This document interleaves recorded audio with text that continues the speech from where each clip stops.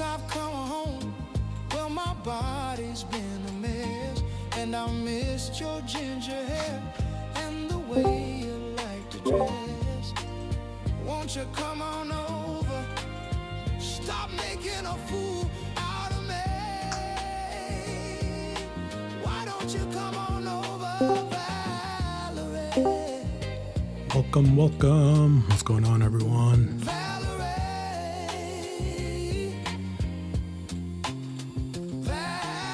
Valerie, Hello, hello. Welcome, welcome. Valerie. Had a pretty good day yesterday. I think everyone made the money, which is kind of nice. Well, sometimes Yeah, I mean, it's good to see out today, honestly. Let the market settle and do what it wants to do, and we'll figure out how to play the reversal. The sells have started. They're starting to sell a lot of stock right now. Amazon's the biggest hit right now for almost 1 million shares. Meta's coming in. SPY looks like it's about to do a head and shoulder here. Gonna come back down.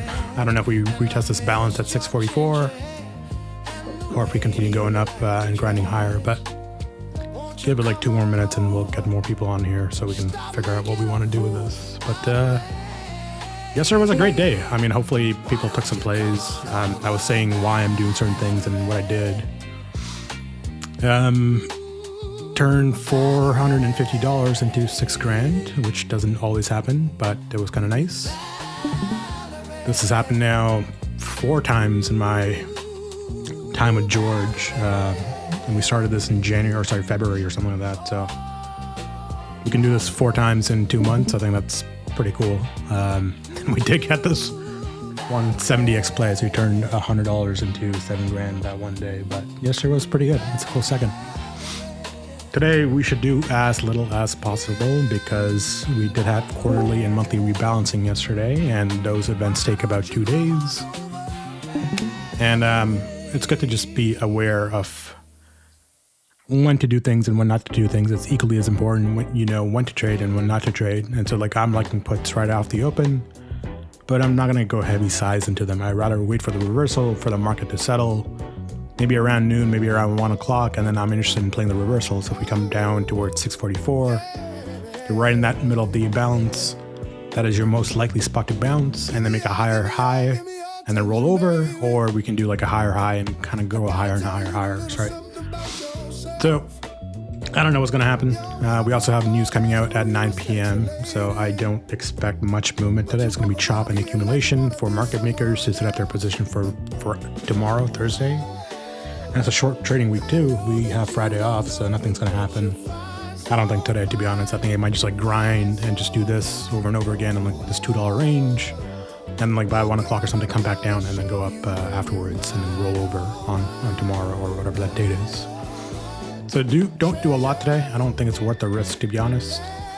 I'm not going to be looking to do a whole lot until 1 o'clock maybe. Maybe I'll take a put at open like the 648 strike or maybe the 645 strike, one of these two. I don't know which one just yet. And I'm just going to preserve the gains as much as possible from yesterday, knowing that, you know, we turned $450 into $6,000. And even the 6,500 from the morning, they went from like $200 to like $1,100 and expired in the money. So just enjoy the gains and enjoy the wins. We don't have to do a whole lot today and just relax. But as soon as I see the footprint of a market maker, whether that's pointing up or down, I'll let people know and I'll set up a position. And I don't think it'll happen before noon, to be honest. I don't think we'll get like that volume hitting until like 1 o'clock, maybe even 2 o'clock. And right now, just to show people, downside is exposed. Doesn't mean we hit downside, you know, right off the open. But right now, a lot of the downside exposure is getting lit up, but there's not a lot of volume.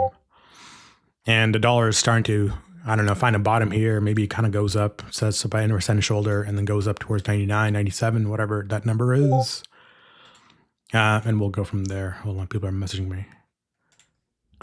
No, dude, stop talking to me. I don't care. You're not in George. I don't want to bother. And we also got USO ripping on some uncertainty right now. So if I go look at oil stocks and even the crude futures, you'll see kind of what I mean. I think I was saying this yesterday, like it's setting up for a dump, and we got that dump, and now it's holding this line. So I'm not interested in buying puts just yet because it's holding that 123 level. And I think I said this yesterday, between 125 and 123, I don't want to be scaling out, or I don't want to be adding puts here because if this holds, then it's more likely to go up. And if it doesn't hold, then I'd be interested in getting puts for this. But I'm also seeing a similar inverse head and shoulder pattern play out on oil.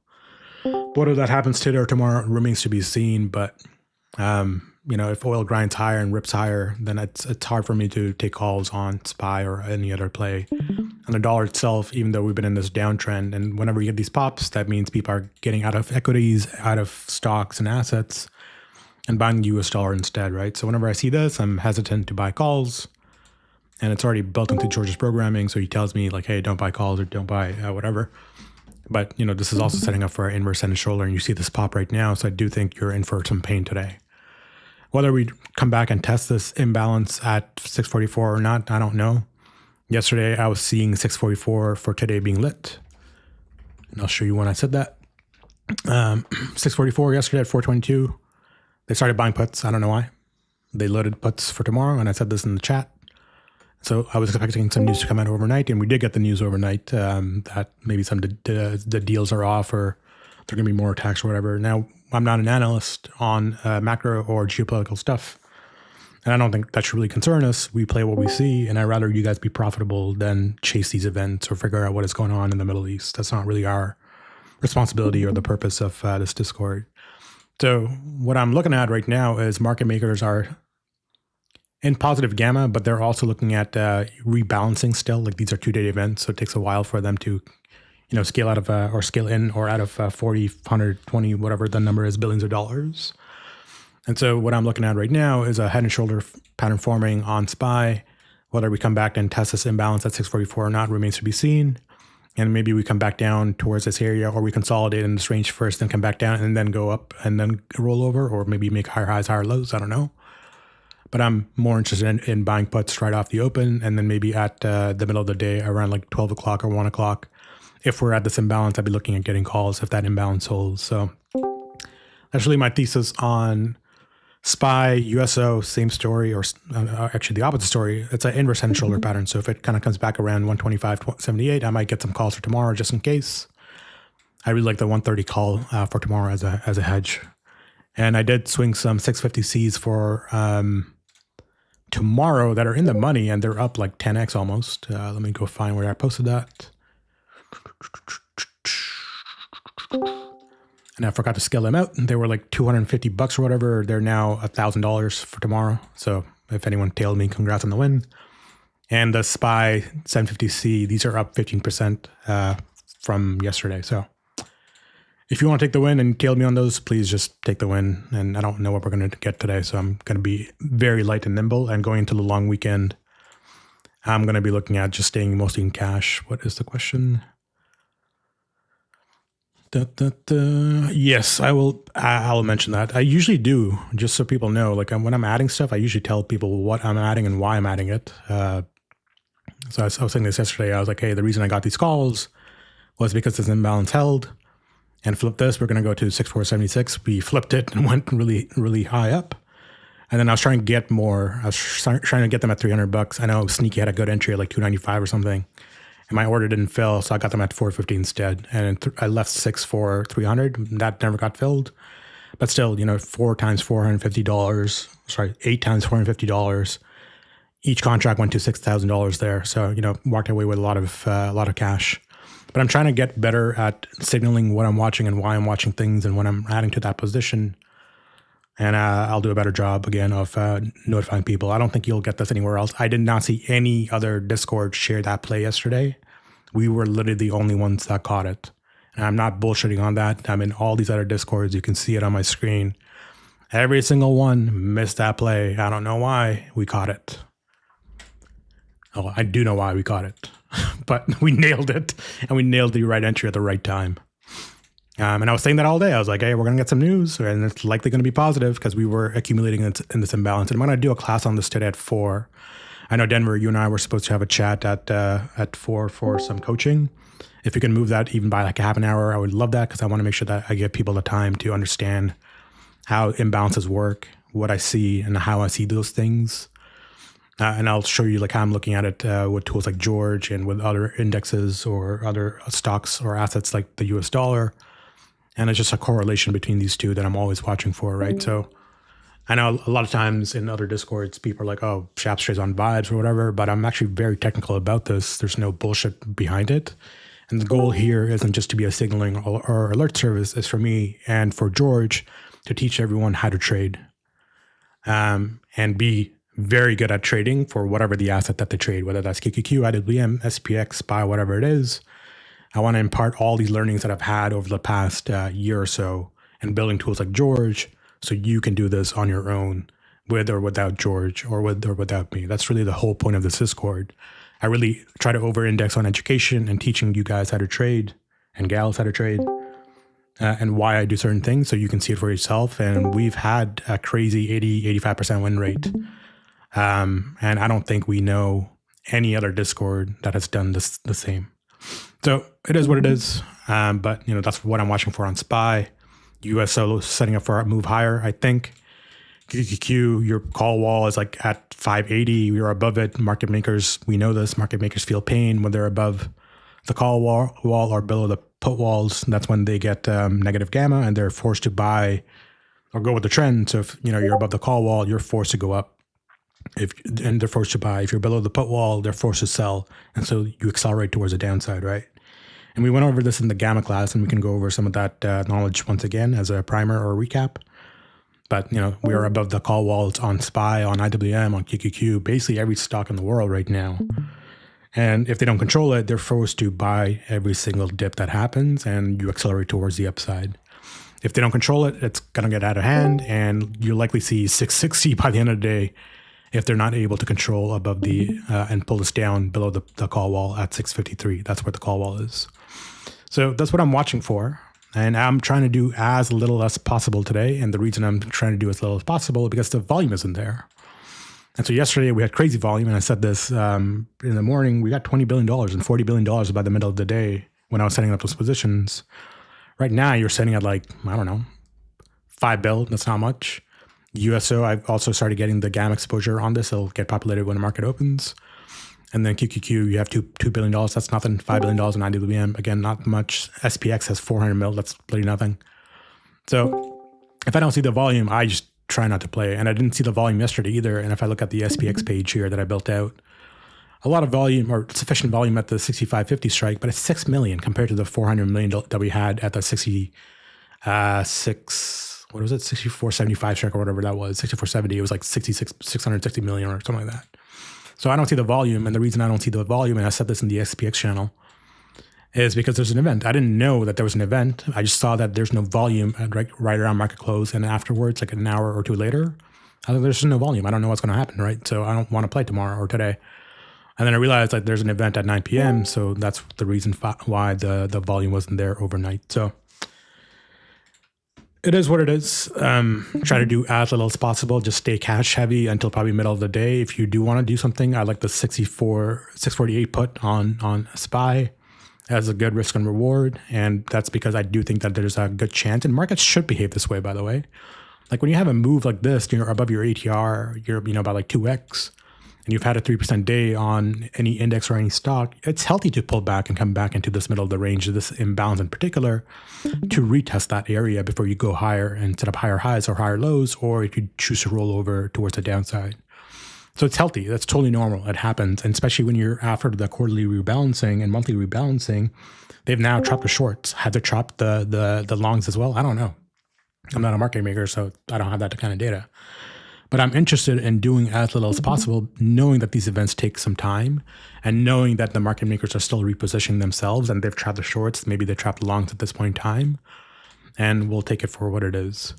So let's go and watch for the next 15 minutes what is going to happen and how these premiums move, and we'll know what the market makers are looking at, right? To me, knowing what I know about trading and having done this for last year, almost full time and now full time, I'm net positive we're going to have a red day today. Like there's an 85% chance that it's going to be a red day today. Whether that we end up closing around here, I don't know. Or if we come back and retest these buyers at 644, I have no idea. But we saw this yesterday, right? We got this gap up with this huge imbalance, came back down, retested, and then grinded higher. So I want to see the opposite of today. I want to see like, hey, come back down, retest, and then grind higher. So that's what I'm looking at. But I want to make sure that everyone understands why I do certain things the way that I do them. It's not, to me, it's not rocket science. Like I know it feels like that sometimes, but I'm trying to educate people so they can do this themselves, because I fundamentally believe education and trading should be the norm and it should be accessible. And I'm trying to get it to be as accessible as possible to people. And so I don't use things like divergences because to me, they're really complicated. I don't use a lot of these other indicators that most people use except for the 9 EMA. And then I just look at levels and liquidity because that fundamentally is all that matters. And I got so good at reading these charts, especially with using tools like George, where I know that some news is going to hit. And if they don't let it close below one imbalance and they just undercut it and they don't drop it really fast, then I know you're going to go higher. And so today you got this gap up, 65, what was it? The 65, 60 strike or whatever was lit up. And I do think we're going to get some pain today. So that's really what I'm trying to do. And I really like the 650 strike as puts, or maybe 648. One of these two is pretty good risk and reward. But let's just watch for the next 10 minutes because I think what they're going to do is set up the head and shoulder really nicely. And they'll trap the bulls right now around 655, most likely, and they'll come back down really quickly. So let's just watch and see what happens. And if these premiums start going up on the 650 strike in particular, if they go from like 90 to $1, you know you're in for some pain. So let's just give it some time. Or the alternative is they just keep grinding higher. I have no idea. Any questions before we continue? And 4 p.m. I'll do this imbalance of this class and I'll record it for people so we can just refer back to it later. Yeah, I love the 15-minute. That's what I use. Like sometimes I do the 5 minutes in the morning and by the end of the day, just because I can see the moves. But it's hard for me sometimes, just in full transparency and honesty, because like you get a lot of noise on the 5 minute, right? Like this is a lot of noise.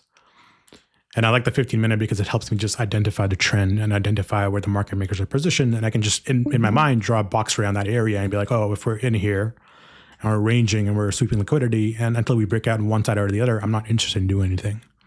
So I use 15 minutes for everything. I use 15 minutes for imbalances. It's so clean. Like, look at this. Look how clean that is on the 15 minutes. You just go to the 5 minutes, you're like, oh, that's not as clean, right? You got this weird gap in between.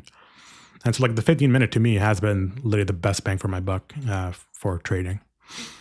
So let's go watch and see what happens. Puts are the better risk and reward here. Or they might just grind in this $2 range, and I'm interested in doing nothing if that happens until like 12 p.m. or 1 p.m. or whatever. Yeah, there's only one broker in Canada that does RET. I think it's Interactive Brokers. RET has some big spread issues sometimes, so just be careful with that.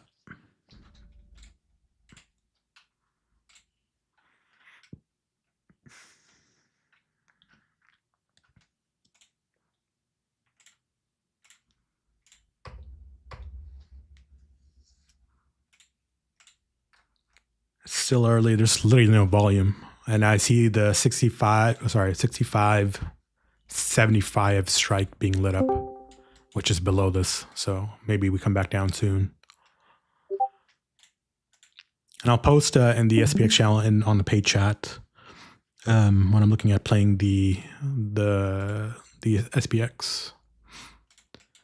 ASTS, I think we said Lunar and ASTS calls. And oh, by the way, they did go 110% yesterday. So if anyone followed, please take the win if you haven't already. 110% on Lunar calls, so it's kind of cool. And the reason these are flying, just so you know, excuse the pun, I didn't realize that's what it was. It's because there's a space launch happening this week. And until we clear ASTS above 86.65, I have zero interest in buying calls. Because this is what happens every single time. We reject, comes back down towards this other layer of liquidity at 72 and then goes back up. And so if you're going to reject here, you're more likely to come back down towards 72 before you go higher. And unless you close above this, I have zero interest in getting calls towards a 97.50 area. And institutions, just so people know, for the most part, USO just flipped gamma. I think they're going to accelerate towards the upside soon. Everyone's selling. They're selling their shares. Not a lot, but they're starting to sell. There's some buys on Tesla, some on SPY, and some on QQQ, but they're very small.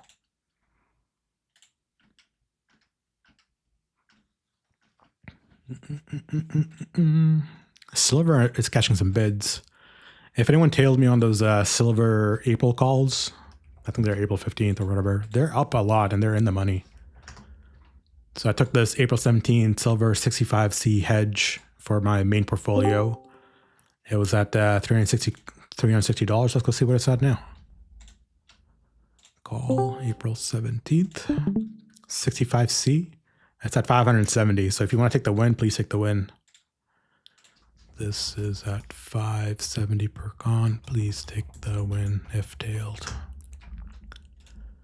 And we'll see where we end up. We've had a really profitable week. I still want to give anything up, honestly. I have zero interest in giving up any gains. Okay, there's a rejection on USO. Great. You're flying on SPY. Let's see if it rejects you or not. If it does, then we can get some puts. And if it doesn't, we'll get some calls, or maybe just wait until later in the day when the contracts are cheaper.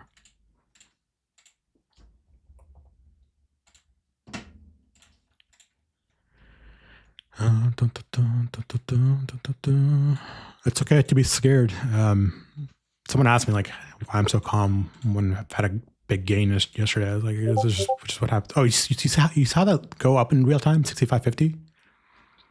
So you got more exposure at 6,600, but this is the downside is also increasing. So let's see what happens. Let's see what happens here. I love this tool. I want to build this for SPY, for QQQ, for USO maybe, and for RUT and whatever else, but I really like this. No volume on SPX either.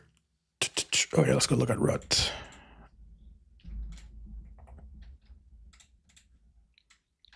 So I don't have all the levels on RUT, but this is the amounts that I drew. You're right in the middle of that. So I think they do the sweep here and just go like this for a little bit, maybe do an undercut above and then come back down. That's most likely scenario. I'm not saying it's going to happen with 100% certainty, but that's the most likely scenario to happen on RUT. And while I'm here, let's go look at IWM. We already went over Qs and SPY. We rejected this area pre-market. They're doing a test here. If it rejects again, you're coming back down like really fast, maybe towards a 250.45 area. If it doesn't reject, you're likely to go up towards 253.83. And that's where liquidity is. Let's go watch. We don't have to rush into anything. Let them do what they want. Let them trap. Not just retail, but other institutions. Maybe this is a bull trap. Maybe yesterday was an amazing bear trap. And even though we were profitable in the puts, all the runners that I had went to zero, and that's okay because we made a lot of money on the calls, and I'll show you guys what happened there. I took the 63.30 puts and the 63.90 puts, and they were green for a little bit. I think at some point in time, they were up like 80%, 90%, and these were up like 5%. Still made money on those and just had runners afterwards. Like I only had like 4 cons or something and ended up having like 1 or 2 runners. But I sized up hard as much as I could with that small account towards the 64.70 strike and the 6,500 strike. And I walked through the reasoning for that here already. So if you want to go through it, just go through the channel and just go through what I was thinking about there. I'm not seeing the volume though on the upside, so I have zero interest in chasing any calls here. Let's see if we start rejecting across the board or not. And sometimes what happens is like IWM or RUT will be like ahead by 5 minutes and SPY and QQQ will follow by 5 minutes. And there is the sell 1 minute ago. Regime change on SPX, 310 mil hits on the sell side. Great. Wonderful. The thesis that I had is holding. Bearish. Ooh. See, 309 mil is nothing on SPX. Like we're talking about like $50 billion yesterday, and historically like $50, $60 billion, $100 billion is your norm. This is not a lot of money here towards the downside either. So let's see.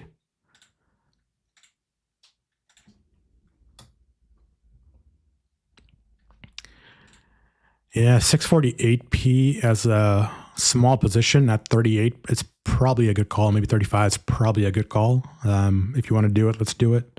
But I don't want to oversize here. Maybe I'll get like 1. I'll put in my SPY account and try to get at 35. Oh, the premium just increased. I'll just put an order for 35. Let's see what happens. I literally have zero interest in buying calls right now because anytime I bought calls to the top, and this happened with USO, you saw me do this a couple of days ago with Timmy on Monday. I was like, I want to buy calls here. And yeah, they were green for a little bit. Now they're hella red, but that's a good hedge. I don't know what happens, right? Do you do this inverse head and shoulder? Do you bottom out here and then kind of go up? No idea.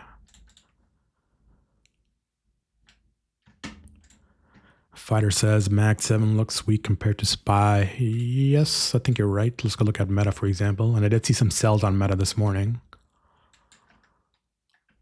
Yeah, you're in that prime rejection zone. Like I had this level marked out for some time. Let's leave that same area. Oh, there's that rejection. The order block just formed. That's a bearish order block. Great. Let's go look at Apple. Same thing. You rejected on this bearish order block. Wonderful. Let's go look at Amazon. I saw a lot of sells on Amazon, like a million shares this morning. You're rejecting 210.84. That's the same area where there's a lot of liquidity. Wonderful. Wonderful. Our thesis on the downside kind of holds. And the 630. Oh, these are March 30. What the fuck? When did I get these? Oh, that's from yesterday. I'll have these 640 puts for today for some reason. I don't know what I did there. Sometimes when I trade, I just and have to manage like multiple accounts. I'm just like, oh, I can't do it that fast. And you saw the 648 strike go from like 35 to 42. So if you got filled on that, just take the win, honestly. My goal is to do as little as possible because I have zero interest in doing anything else. Nice head and shoulder forming. Let's see if it rejects again and then come back down. If it closes above on the 15 minute, then we've only been open for 12 minutes here. We're in for some pain. We being like people that are in the equity markets or trading or whatever. We at George will be fine because we can see the moves. I do think it's about to drop. Whether it drops harder or not, I have no idea. But 648, 35 to 46. If you got filled 50 now, just take the win, honestly.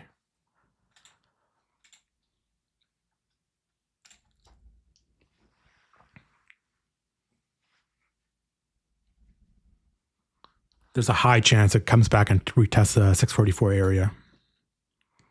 I'm going to cancel this order and get the 644 instead. Because I don't think it's going to fill for me. I'm just going to have two of these. And again, I'm doing small sizes here because I'm literally not interested in chasing here. I do think it fills. I just don't know when. Oh, there it is. Wait, did it fill? No, it didn't.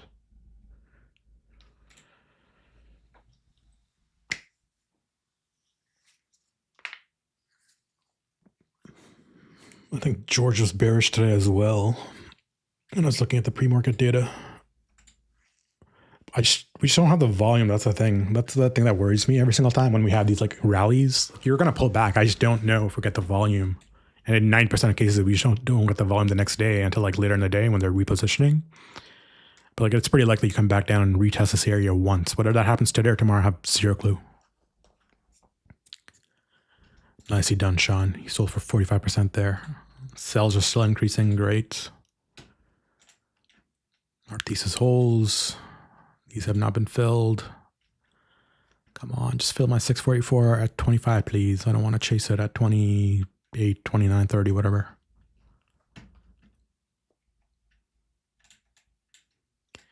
Oh, and coincidentally, this, let's just expand this, make it full screen so you can see it.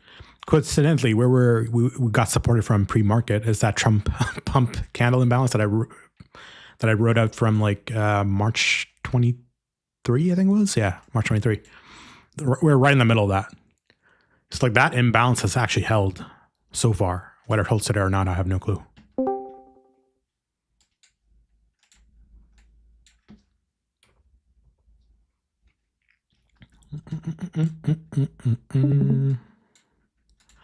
Oh, and then I was telling everyone yesterday, I believe, that I like XLRE leaps. This is the real estate sector.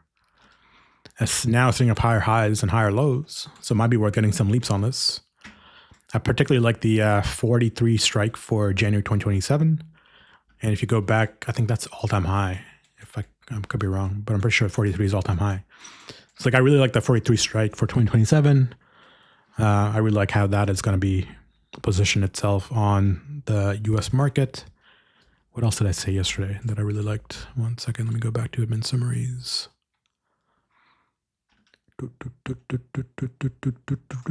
XLRE leaps, Marvel puts, which might be actually dead.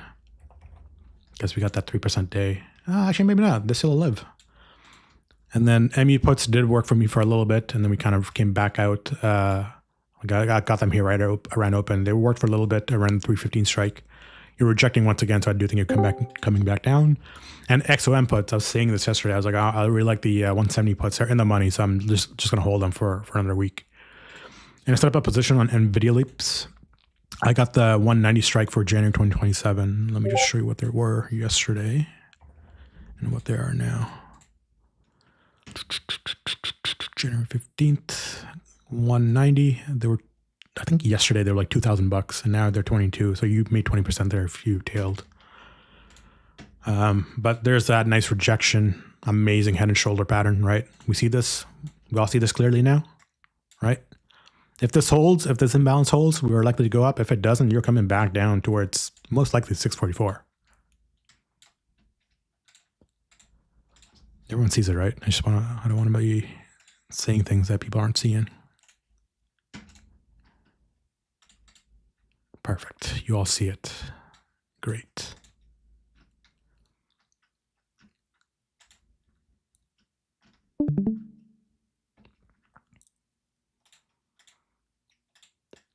And if you got filled on the 648 puts, you're green. Just honestly take the win from 38 to 48 or whatever, 50. Just, it's a nice gain. I've only done 2 contracts here because I don't know what's going to happen, and I got to run in about 10, 20 minutes. And I want to wait until 12, maybe 1 p.m. to take a SPX position because I want the contracts to be cheaper. And you saw that happen in real time on the SPX page as well, where we saw the downside at 65.50 get increasing in volume. So let's see what happens. I think the people at 6,600 are selling. That's my guess. And the 65.50 strike people are buying. Those puts, I mean. Yeah, on low volume days like today, especially after a 3% move, I'm sitting out until later in the day because it's better risk and reward for me personally, but you do what you're comfortable with. I rather risk, like yesterday I got 8 contracts on that 64.70 strike, right? On my small account. And tomorrow I'm trying to get 8 contracts again on whatever the strike is for the upside or downside. And so I can size heavy on the days outside of these low volume days, and I'm happy with the drawdown there. Sometimes there's drawdown of like 25, 30, 50%. Other days they're profitable from the get-go. So it is what it is. But when you get these up moves or down moves by like 2-3% on SPY in particular or SPX in particular, usually the next day is low volume and it's just chop. So what I do just so everyone knows, every Monday on SPY and SPX, on SPY I start with $100. On SPX I start with $1,000. So yesterday I took the $1,000 that I started with on SPX and turned it into 10K. You saw me do it. I posted a screenshot. And then on my main account, I can get like 20, 30 contracts on both SPX and SPY without blinking an eye. And so I try to reset my account balance every Monday and do the plays with you so you can see how I do it. You can learn from it. You can then build your own strategy or your own way of sizing and risk tolerance. And then from there, I can start building that account for not just myself, but like everyone else. So you saw these put premiums increase. You're seeing it in real time. I'm trying to do these trades as transparently as possible. I kid you not, you will not get that anywhere else.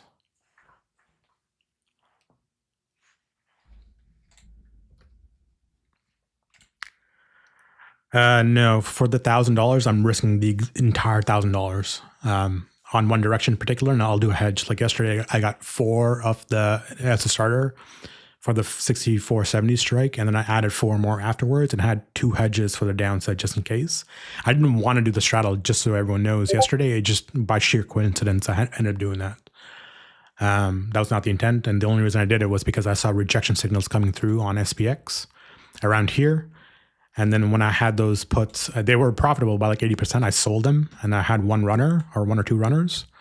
And then I just started averaging into or adding into the SPX call size. So that's how I was doing it yesterday. I was like, one of these positions will pay significantly more for the other side.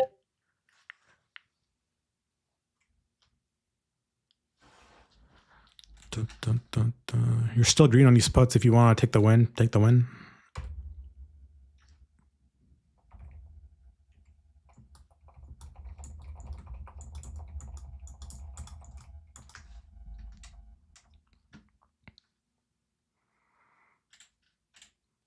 They might just chop us out in this $2 range. If that happens and we don't get any movement in the next 10 minutes, I will keep these puts and just hold them. And we will do nothing until 12 p.m., 1 p.m., whatever that time is when I see the volume pick up. Right now, I don't see anything. There's no volume. Like 6 mil, 11 mil, that's literally nothing.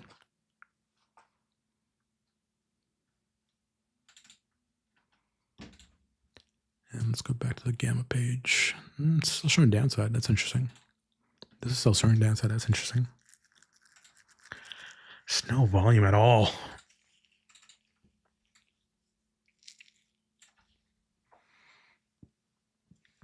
Oh, and so people know when they're chopping in a range like this, like when you're stuck in this $2 range or sometimes like $5 range, whatever that number is, and you're just like grinding higher or just doing this over and over again, that's called engineering liquidity. And so these are market makers setting up a position to go one way or another. And they're collecting premiums, they're collecting stop losses, they're collecting as much capital as possible from retailers, from other institutions. And their goal is to move towards one side or another really fast, either the same day, later in the day, or the next day. And so typically what I've seen is the first 2-3 hours of trading is just a grind. When there's some news coming or where there's an event, like we have an event today at 9 p.m. And so they'll just grind throughout the day to set up for the event or the next day. And so this happens every single time. Like you go back through history to like any day in time where we had some big news or there's some event the next day or whatever, you'll see this happen all the time. Where there's like engineer liquidity, pre-market, post-market, during market hours, there's engineering liquidity for the next day, right? Do you see this? They're engineering liquidity for 2 days, right? One day, just grind. Another day, just grind. And what happens the next day? Boom. Straight sells. That's amazing. Go back here. What happens? Accumulation. Accumulation. Accumulation. The next day, boom, go up, right? And then you go up a lot for the next couple of days. So I'm expecting the same pattern to play out today, frankly, because there's a news event at 9, whether that's boots on the ground or there's a world peace, I have no idea. And market makers, I'm pretty sure have an idea. They just don't know which way they want to send it. So they're going to engineer liquidity today around this range, most likely. And if we close above 655.31, maybe we get some calls. Until then, I'm more biased towards coming back down to this area, unless we get some like world peace news or something like that. Let them do this, whatever they want. Let them just do their little game. And then let's see if they come back down. I might add another put here, but I really don't want to. XSP trades like SPX, yes, but the bid and ask is kind of whack in the morning. It picks up by the end of the day. So around close, like 3 p.m. onwards, you have really good, really tight bid and ask. But it's 1/10 the size. It trades similar to SPY more than SPX, but it's 1/10 SPX. Yeah, you can scalp. I'm not a good scalper, so I'm not going to pretend to take some plays that I want to scalp for like 20-30%. Most of my trading and most of my money making abilities come from being able to capture the biggest gains in the fewest moves possible. And so I think I'm the only trader that works this way. I'm not interested in a 20-30% gain. I want 100-200% here, if not more. And so like most of my limit sells are always at 100% plus.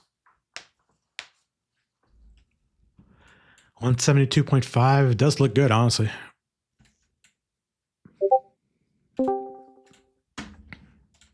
It does look good. There's a chance you hold here, though. And the reason I say there's a chance you hold here, let's just go and draw a level here, right?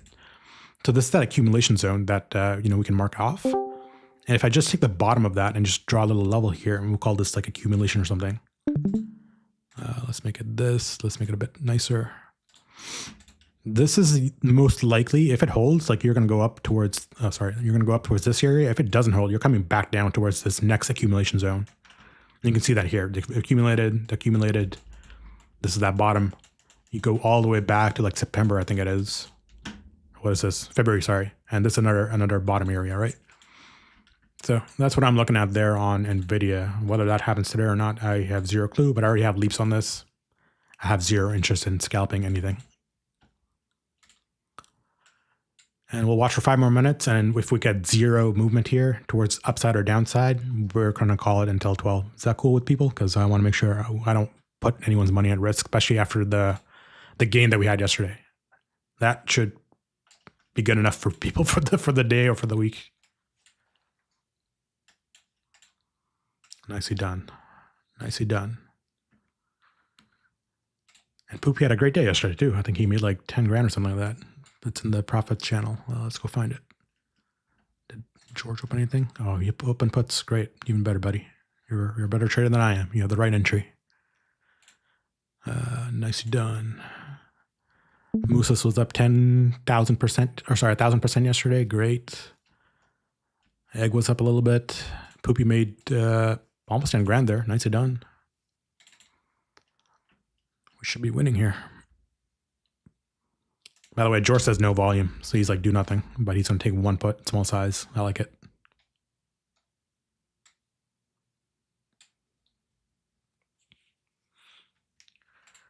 It's bizarre to me, like how often we're right on this, and like I know it hurts to have some losses. Like we're averaging an 85% win rate here, and the wins have been paying far more than the losses. Like I'm not joking when I say like far more. Even yesterday when I lost like $600 on those puts, the runners, I made $6 grand on those. That's insane. We've done this so many times now at George, and I don't think anyone else tried that play. It was just us.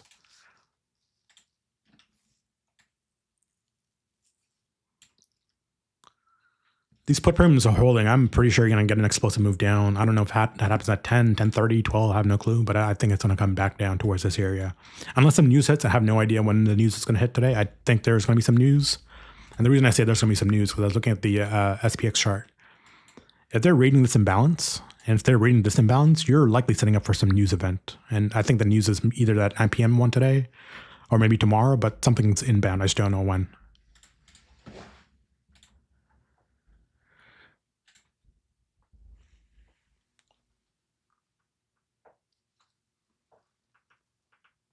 At 4 p.m., I'll do the imbalances class and when to hold and when not to hold and take the profits earlier. Today is a day we should take the profits earlier because there's no volume, and I think we're just going to chop for most of the day.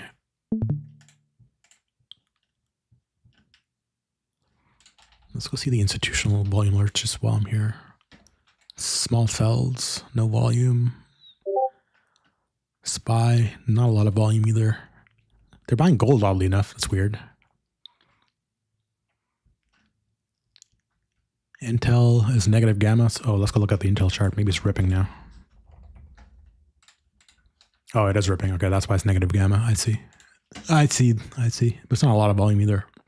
Reddit is in positive gamma, so they're going to buy the dips and sell the rallies. NVIDIA, some sells. Amazon, some buys. Not bad. RTX. Oh, interesting. RTX. Let's go look at that. I haven't seen this in a while. Likely rejects at 196. Adobe. Negative gamma in Adobe. What? Is it pumping? Or is it dumping? Oh, it's dumping. I see. Again, you see the same pattern, right? Accumulation. Go really hard.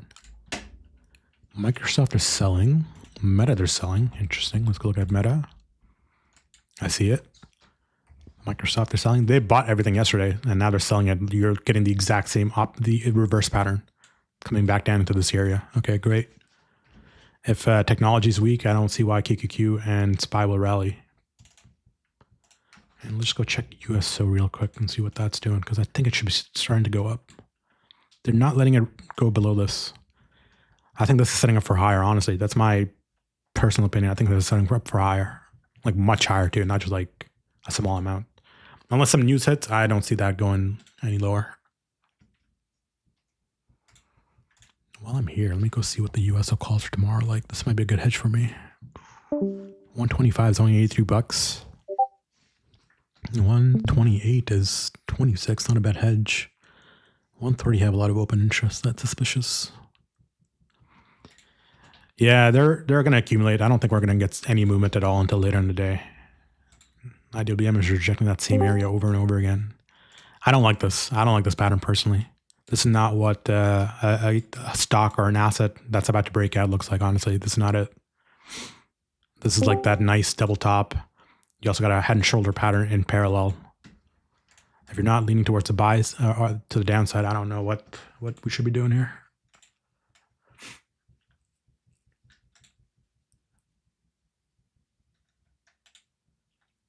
Why are these premiums holding? I just don't get that. I don't get what the USO premiums are holding if we're getting a move up here. That's suspicious as hell to me.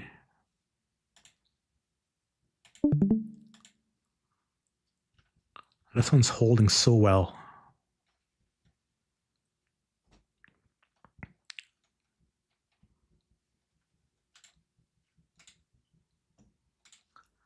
Okay, we're gonna chop all day. All right, I will post some plays in SPX when I see the volume pickup. Right now, there's no volume. I already have those 2 put hedges for the 644 strike because I think it's more likely that you come back and retest that area.